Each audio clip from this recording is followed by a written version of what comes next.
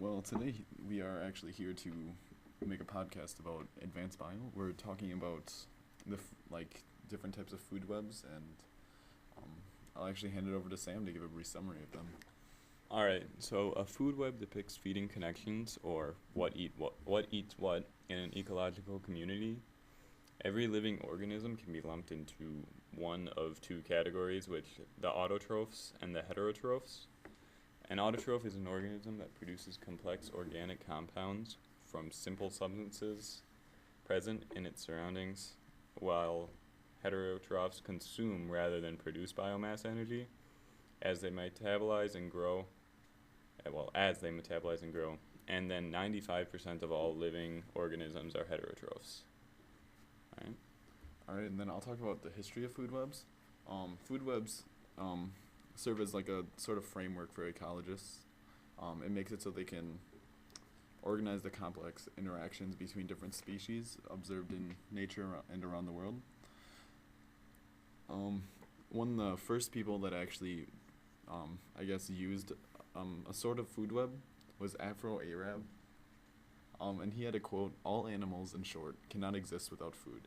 Neither can the hunting of animal escape being hunted in his turn."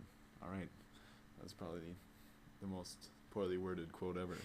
But then it slowly it actually changed the food chains like throughout the like through the 1800s to like mid 1900s, and then like they decided that it would be a better idea to actually use food webs because they were way easier to organize, use, and I guess just utilize. And then in 1880 was actually the first year that they made a graphical depiction of a food web, and Lorenzo Camarero made that. And I will actually hand it over to Sam to talk about the kinds of food webs. Yeah, so there are several different kinds of food webs, and a few examples would be a source web, which has one or more node, all of their predators, and all the food these predators eat, and so on. Another example would be sink web, which again has one or more node, all of their prey, and all the food that these prey eat, and so on. Community or connectedness web, a group of nodes and all of the connections of who eats whom. An energy flow web, which quantified fluxes of energy between nodes along links between a resource and a consumer.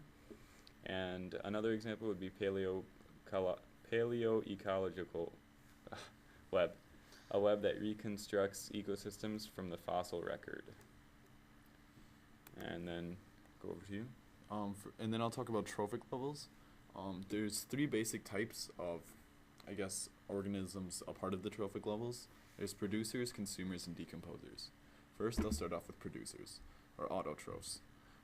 They are typically plants or like algae. Plants and algae don't usually eat other organisms. But they pull they pull nutrients from the soil, ocean, and the sun, and they use like photosynthesis as everyone usually knows about that. It's using sun and making energy through all of that stuff. For this reason, they're called primary producers.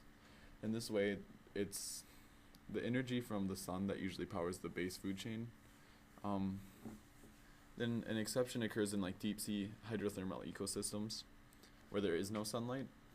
Here, the primary producers manufacture food through a process called chemosynthesis, which is when they are using the Calvin cycle to actually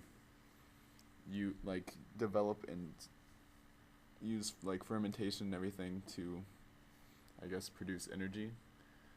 Then I'll switch over to the consumers or the heterotrophs. There are species that cannot manufacture their own food and need to consume other organisms. These are the animals that eat the primary producers like plants and are called herbivores. Animals that eat other animals are called carnivores, and those animals eat both plants. And the animals that eat both plants and other animals are called omnivores. Then decomposers, or detrivores, they break down dead plants and animal material and waste and release it again as energy and nutrients into the ecosystem for recycling. Decomposers such as bacteria and fungi or mushrooms feed on waste and dead matter, converting into inorganic chemicals that can be recycled as mineral nutrients for plants to use again. Then there's 5 basic levels, I guess, of the trophic system. There's level 1, which is the plants and algae that make their own food or the primary producers. There's level 2, the herbivores who eat plants and are called the primary consumers. Level 3, it's the carnivores that that eat herbivores and are called secondary consumers.